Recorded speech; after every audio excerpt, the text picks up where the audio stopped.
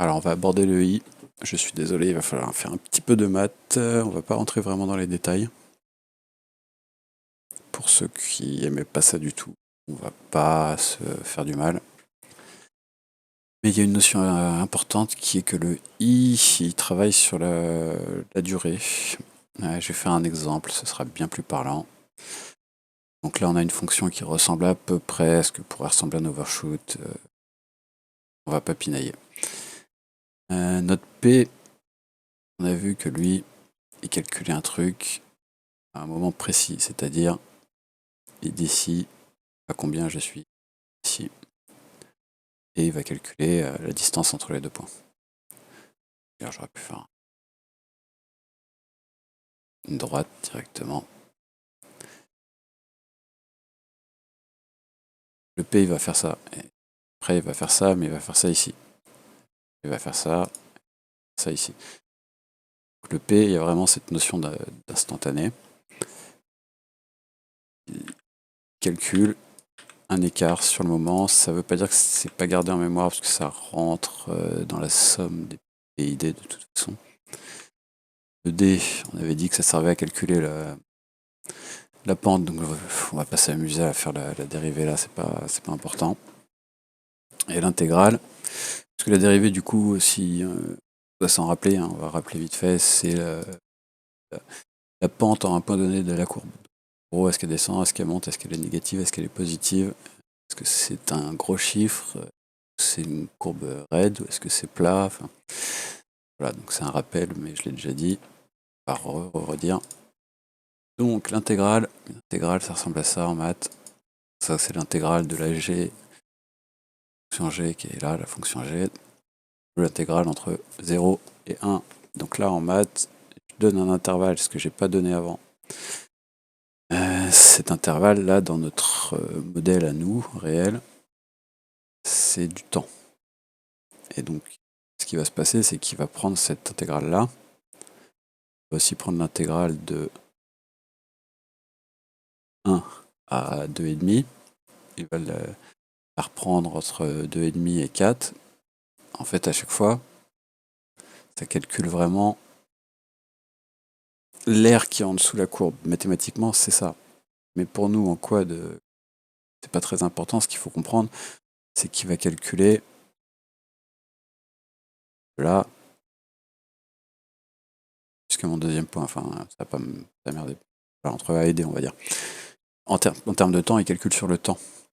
Donc, il va vraiment venir apporter de la stabilité en termes de pratique quand on est en cas pratique sur cas de drone. On va passer sur Paint, ça va être magnifique. Parce que ce qui se passe avec drone, quand vous vous retrouvez une situation, vous avez vol,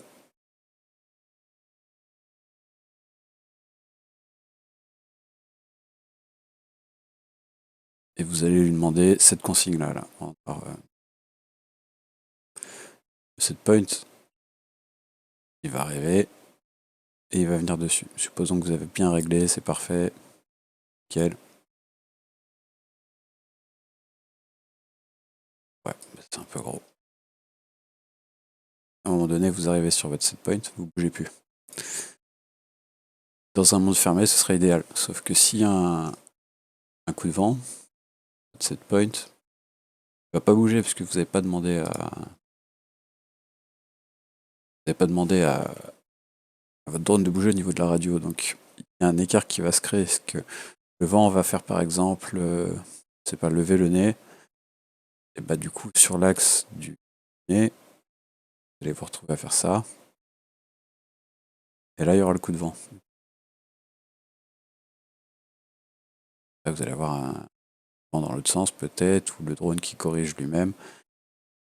C'est là où c'est important, c'est parce qu'il faut qu'ils connaissent vraiment précisément la zone, pouvoir la réduire en fait. Cette zone retombe sur une temps. C'est pour ça que quand on monte les i, quand on fait un tune, on a vraiment la sensation que c'est de plus en plus lock. Ce qui n'est pas forcément vrai, en fait, c'est surtout que le drone, il se comporte de plus en plus comme un cinématique, en fait. Si on le laisse sur place, il reste sur place, s'il y a du vent, il va contrer lui-même. Donc le I, il faut le voir en termes de ce qui va contrer tout ce qui va être extérieur. Et nous, ce qui nous intéresse pour comprendre les PID surtout, c'est que du coup, on avait une balance qui était la balance PD. On règle au début parce que le D, il vient agir sur le P, pas que, hein, mais voilà. Et là, il y a une balance qui est importante, c'est la balance P. Si vous avez ce genre de choses là, par exemple, ça rebondit, comme la vert là, et que c'est du OI, hein, attention, et que c'est du OI. Donc vous prenez un drone, vous poussez le UI à fond et vous allez voir, il va osciller sur lui-même, il va osciller quoi qu'il arrive. C'est votre drone qui a cette forme-là.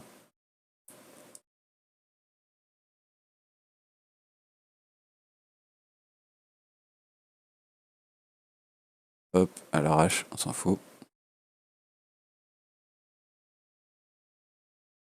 Du coup, votre drone il va osciller sur votre black box quand vous allez regarder le log, ça va ressembler à ça.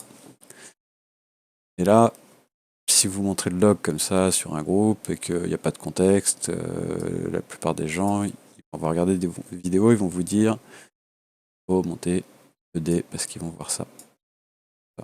Que pour eux, le D, comme ça sert à, ils disent en anglais le dampening, donc l'amortissement, ils pensent, c'est pas idiot, hein, mais que ça marche, que ça va réduire cet écart. Et en fait, cet écart, ça dépend par quoi il est induit. Et là, je viens de vous dire de prendre l'exemple où vous poussez les I. Donc on sait que c'est induit par le I. Si vous voulez vous débarrasser de ça, il va falloir monter le P. Là, vous allez vous retrouver avec une courbe qui va redevenir comme ça. C'est contre-intuitif avec la plupart des vidéos où on va vous dire c'est le D pour amortir. C'est parce qu'il y a la balance PD et la balance IP. De toute façon, voilà, si vous prenez votre drone, que vous voyez qu'il oscille beaucoup, vous montez les I, vous faites avec un drone qui craint rien, vous remontez l'épée juste derrière et vous allez voir que plus ça va aller, plus il va être stable. Donc déjà, quand on a compris la notion de PID, ou en vrai sur le drone, la vidéo du AVTech l'explique très bien. Elle est en anglais, quoi, mais sur le drone, en vrai, ça fait plus I et D dans le sens, la logique voudrait que ce serait comme ça qu'on le règle, mais au final, on finit par le régler en faisant des pays.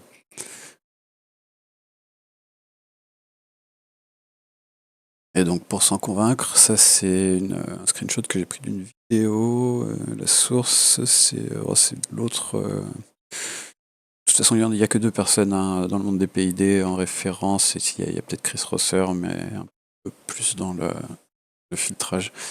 Il y a eu AVTech, qui est le créateur de PID Toolbox. Donc ça, j'ai oublié son nom, j'ai mangé, mais c'est le créateur de PID Toolbox qui a fait une vidéo qui a posté ça.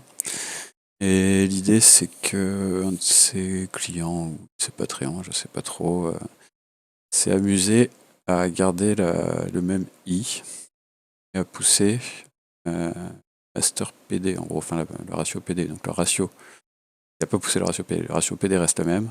Il pousse le master du ratio PD, c'est-à-dire que c'est 25, 18 et ça finit sur 84, 60. Si vous faites la division, vous retomberez sur le même chiffre. C'est le même ratio. Mais les I restent les mêmes, 85 à chaque fois. Et on voit bien en fait que le P, il vient aplatir tout ça. Et ça, c'est vraiment à la fin du tune en fait. Le coup de dire à chaque fois, il manque du dé quand on voit un malheureux overshoot, que ce soit en haut, en bas, ou un début d'oscillation, c'est juste des gens, ils ont regardé des vidéos où on leur explique comment faire vite fait, ça marche très bien. C'est pas parce qu'on a réussi à le faire et que du coup sur le drone ça s'applique, surtout que La fenêtre de réglage d'un 5 pouces, elle est énorme. C'est pas pour ça qu'on a compris.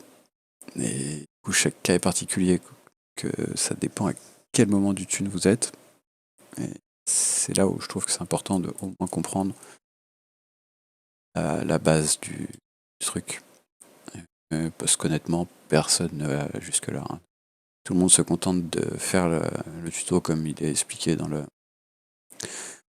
Comment ils appellent ça? Le basement tuning. À la fin, on leur dit de pousser le master au maximum jusqu'à ce que ça. S'il fasse du bruit, puis de couper. Tout le monde fait ça, et honnêtement, ils se retrouvent à la fin avec une courbe qui ressemble à la rouge. C'est très très rare les gens qui vont jusque-là, quoi. Mais après, en même temps, il faut avoir envie, à comprendre complètement comment ça marche, puisque c'est très compliqué. Enfin, moi, je comprends pas, hein, honnêtement, je m'y intéresse et tout, mais ne serait-ce que d'avoir des notions de chaque terme, ce qu'il fait, pourquoi il est en relation avec un autre, ça aide, puisqu'il y a le côté mathématique, mais il y a aussi le côté sur le champ. Si vous voyez qu'un drone il oscille en faisant du surplace, c'est qu'il y a trop de i, il y a trop d'intégrales. Montez le p, et ça va tout de suite vous aider dans votre diagnostic. S'il arrête d'osciller, c'est que c'est ça. P ou D, mais peu importe. Enfin P ou PD en même temps. Et si c'est un rebond qui est que sur la fin de mouvement, bon, de base, on se doute que ça va être déjà trop de P et pas assez de D, ou vice versa. Et du coup, c'est assez important à comprendre pour ça, selon moi. Là, je vais avoir. Faut que je refasse les PID d'un 5 pouces. Honnêtement, comme c'est pas trop gros, je pense que je vais pouvoir le faire assez rapidement. Je ferai une vidéo tuto sur justement le basement tune. Et essaiera de mettre ça en application. Là, là, ce sera vraiment comment faire ces PID. En essayant de comprendre, bien sûr, pourquoi, comment.